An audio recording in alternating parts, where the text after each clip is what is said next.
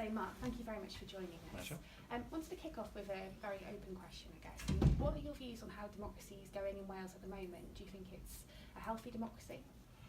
Well, look, I think we should always take the view that democracy is a fragile plant and needs constant tendering, and you certainly can see that around the world, can't you? You know, the Putin interference in elections at that big global scale, attempts, as I see it, by the Conservative Party in the United Kingdom to import some of the sort of voter suppression techniques we're familiar with from the United States in the way they had experiments at local authority elections in England recently. So I think democracy is constantly vulnerable, and therefore we have to attend to it all the time. I think I've always believed that the Assembly was a major step forward in democracy in Wales in terms of accessibility, in terms of decisions being made close to people to whom they matter the most, but that definitely does not mean that we can afford to regard it as a battle won.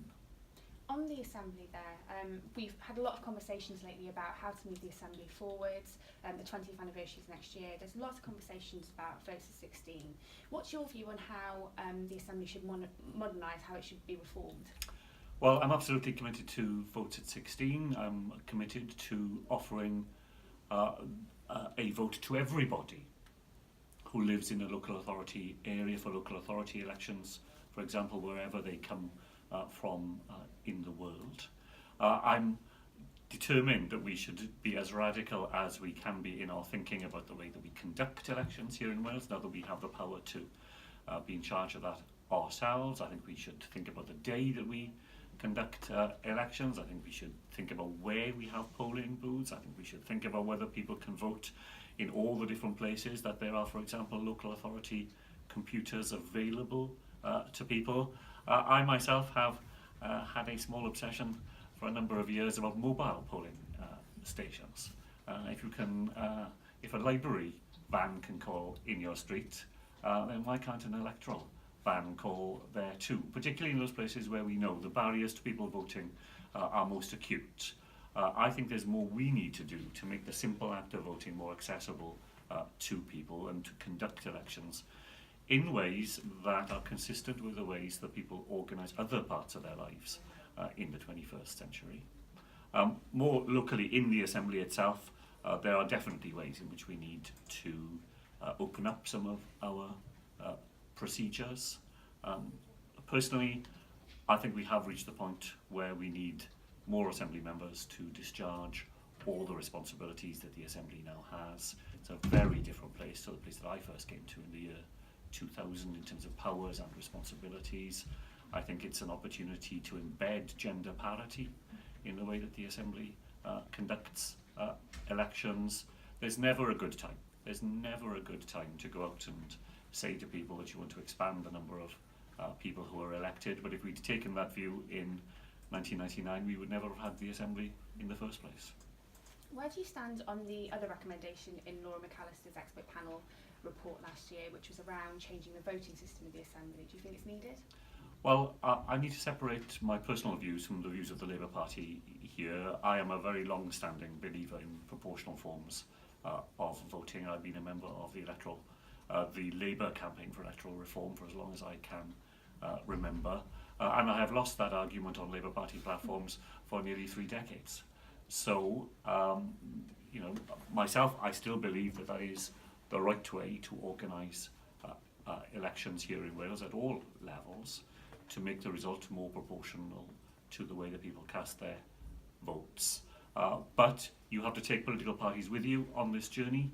The Labour Party has been reluctant in Wales to go down that path.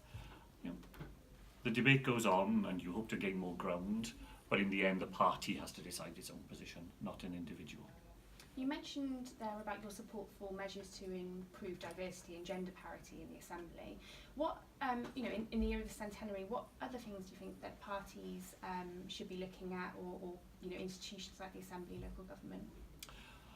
Well, first of all, just in the gender agenda, then of course there is a challenge for political parties in making sure that the way we organise ourselves, that is open and welcoming, and that people feel comfortable in the way that we do things. And I must say, I do not believe myself in the Labour Party narrowly that just means doing what we normally do in a slightly different way. I think it also means doing different things so that there are different ways in which people can participate and know that their voice is being heard. And in particular in the Labour Party, I think there is a genuine challenge for us, which we must rise to over the next few years, in making sure that we have a sufficient number of women willing to put themselves forward to be Labour Party candidates at all levels, but particularly in local government. I mean, in a difficult time in American democracy, the rise of women in the democratic wave is one of the few sort of really shining bright spots, in the democratic firmament. But I must say, I think that the agenda is wider than gender, and we have not by any means done as much as we need to do in gender. But you could argue, and the argument's been put to me by disability groups, for example, that even less has been done to try and make the democratic process open to welcoming of people with disabilities. So I think of this as the gender strand is part of that wider need to try to make sure we have a genuine diversity in people who are willing to put themselves forward for election, and we end up with representative bodies that genuinely do look like the populations they are there to reflect. I wanted to talk about the wider political context as a whole, and particularly touch on the democratic deficit in Wales and the fact that there are a lot of people in Wales who don't engage with politics at all. What do you think could be done to, I guess, make politics more engaging towards people?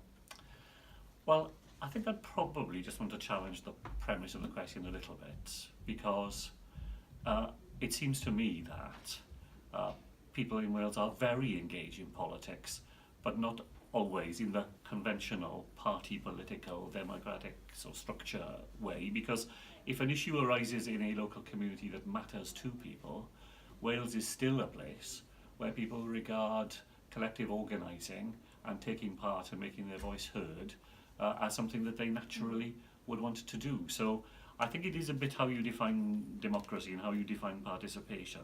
And I think we can sometimes talk ourselves into a rather bleak place where we feel that, there was sometimes a halcyon day where everybody thought that voting at an election was the way to do it. I wish people would vote in elections. I think it's a basic civic duty myself. But I don't think we should just push to one side all those other ways, and in some ways new ways, in which people are able to participate in communal conversations, interacting with their peers, finding different ways of being influential, which are adjuncts to, although not directly in, the more conventional ways of doing things. Those things are really important. They're more plural now than they probably ever have been, with all the electronic ways that people can do things. And in some ways you could argue that sort of civic conversation is actually richer, more diverse and more lively today than it's ever been. Do you think that gives us space then to talk about things like deliberative democracy, like participatory budgeting, citizens' assemblies? Do you think almost that we should be looking at the kind of other ways that we can engage to make sure that that's kind of capitalised on? Yeah, no, look, I think that is very important. As the Finance Minister, I've been involved this year and last year in what are very modest forms of participatory budgeting, in which we try to see how we can engage people in the big decisions that have to be made on their behalf, and to make sure that we understand their views and get their help and advice in doing that. There are many other ways in which we can be more imaginative about this. When I chaired the Health Committee, when I first came to the Assembly, we had an inquiry into residential care, and we set up a sort of parallel group to the inquiry made up of people who were users of residential care services, generally at one remove. So these were usually partners of children of people in residential care. They had access to all the information that we had as a committee. They heard all the witnesses, they saw all the papers, they met alongside us, and I thought that was a really rich experience, really, in seeing how those people's views went on a journey alongside the journey we were on, and where we were able to make sure that our report was genuinely informed by the additional perspectives that they brought to it. And so, you know, I think that's an example of a more deliberative way of involving people, not the sort of dipstick approach to democracy where you just ask people what they think at them, but you bring them on a journey that you are on and try and absorb the richness of their views and experience as part of what you're doing. Lovely. Thank you very much, Matt Drakeford. Pleasure.